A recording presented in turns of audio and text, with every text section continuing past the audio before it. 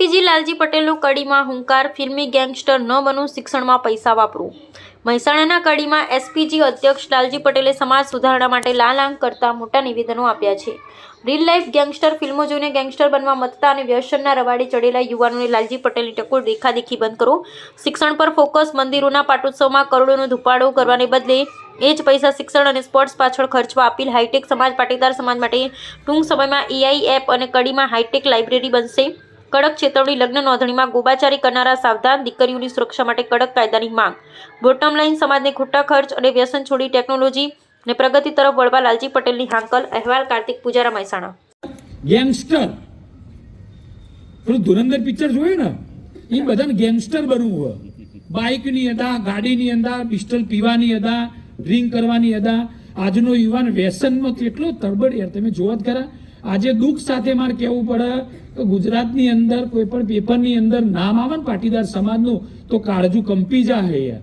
ત્યારે આપણા દીકરાનું સટ્ટામાં નામ આવે, આપણા દીકરાનું દારૂ પીવાનું નામ આવે, આપણા દીકરાનું જુગાર રમવાનું નામ આવે. તમે કલ્પના તો કરો, અત્યારે યુવાન ક્યાં છે? આજનો યુવાન શું કહે છે? હું મારી લાઈફ, મારી વાઈફ, મારો મોબાઈલ અને હું દારૂ એમ કરું, મોજ કરું. દુનિયા જોવા જવી જોઈએ, સમાજ જોવા જવો જાય, દેશ જોવા જવો જાય. શું દશા આવશે? તમે વિચારો કે તમે યુવાનો માટે નહીં વિચારો તો શું થશે? આજે કડીની અંદર શું પરિસ્થિતિ મને કહેજો.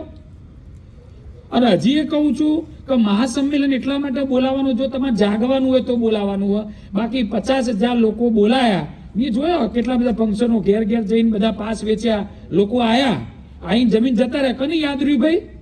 શું મતલબ એવો જમાડવાનું મને કહેજો. જમાડવા માટે ભેગા નથી કરતા. એટલે મેં આશીષભાઈને જ વાત કરી કે રાતે 9 વાગે રાખીએ આપણે, જમ્યા પછીનું. ઓરિજિનલ લોકો આવશે, આપણે કોઈ હું નહીં, અમે બધા નેતા છીએ કે અમે વિચાર્યું હતું કે અહીંયા 1000 લોકો આવશે, આ તમે 200-250 જણા જ છો. કોઈ ફેર નહીં પડતો, હજી કદાચ 20 જણા હોય તો. કારણ કે અમે નેતા નહીં હોય, વટ માગવા કદી આયા નહીં, આબાના નહીં. અમે અહીંયા લોકોને જગાડવા આવ્યા છીએ, ભાઈ જાગો. બાકી તમારા કડીની પરિસ્થિતિ આવનારા સમયમાં એટલી ગંભીર થવાની કે તમારા હવે પહેલી જરૂર પડશે. આજે બધા જ લોકો પાટીદાર સમાજને શું તકલીફ થાય આપણે બધા જાણીએ છીએ. અલગ અલગ સમાજમાં, અલગ અલગ વાડામાં વેચાયેલા છીએ. બધા હોવું કરે કે મારા સમાજનું. મને ખબર, તમારા કરતા તો ખાલી 27 સમાજની મિટિંગ કરો તો બધા લોકો આવે. અશોકભાઈ સાક્ષી હે, આ કમલેશભાઈ બેઠા, જ્યારે એમને બોલાવો તો ખાલી 27 સમાજની જ મિટિંગ હોય, તો એ 500 જણા હોય. તો આપણે તો અહીંયા આશીષભાઈએ, ચૈતન્યભાઈએ ખૂબ મહેનત કરી, દરેક વર્ગ અહીંયા આવે, દરેક સમાજ આવે. પણ આપણે બધા આપણા વાડામાંથી બહાર જ નીકળતા નહીં. આ સત્ય વાત તમને કડવી લાગશે, પણ આપણે સાચું બોલવાવાળા છીએ. અમે નેતા નહીં, ખાલી જુઠ્ઠું બોલીને સારું સારું લાગે બોલીને જતા રહીએ. એટલે આવનારા સમયની અંદર મહાસંમેલન એના માટે કરવું છે કે આપણી યોજના દરેકના ઘેર જાય. કાલ ઉઠીને કોઈ પ્રોબ્લેમ આવે તો આપણે સીધી યોજનાનો લાભ આપી શકીએ. અને આજે આ ઉમિયા માતાના પટંગણમાં અહીંયા બેઠો ને 26મો પાટોત્સવ પત્યો ને સાહેબ. 26 વર્ષ થયા ને સાહેબ, પ્રમુખ સાહેબ? 26 વર્ષ થયા, મને યાદ છે એ પ્રમાણે.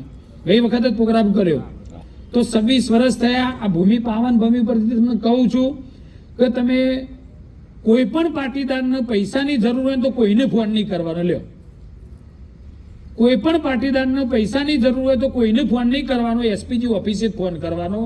આજે 2 કરોડના ભંડોળની અંદર તમે એટલો વિચાર કરો કે એક પણ પાટીદારે, કોઈ પણ પાટીદાર એસપીજીની ઓફિસમાં પગથિયું ઉતરે એટલે 50,000 થી લાખ રૂપિયા લઈને જ ઘેર જાય. વિચારો, દુનિયામાં કોઈ સંસ્થા બની આવી?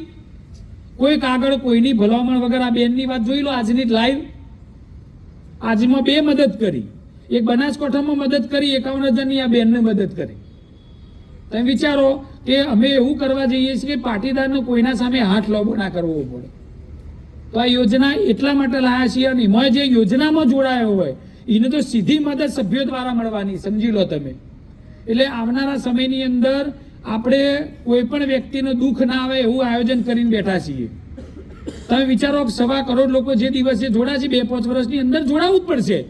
આજે મારા શબ્દો યાદ રાખજો કે તમે નહીં જોડાવો ને તો એ તમારા આવનારા વર્ષની અંદર કોકની લાગવક લઈને અમારા જોડે આવવું પડશે.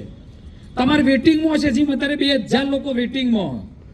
જે દિવસે બનાવતા હતા ને એ વખતે બધા હસતા હતા. અત્યારની પરિસ્થિતિ જોઈ લો, 2000 થી 2500 લોકો વેટિંગમાં. અને આવનારા સમયની અંદર આપણે એઆઈની એપ્લિકેશન બની રહી આપણી. કે સીધું કાર્ડ તમારું ત્યાંથી પરમિશન મળો ઓફિસથી સીધું કાર્ડ તમે મોબાઈલમાં બનાવી શકશો. સીધું તમે કોને મદદ કરી, કેટલા લોકોની મદદ કરી, કેટલા લોકો જોડાયેલા, આખા પરિવારની કુંડળી તમે જોઈ શકશો.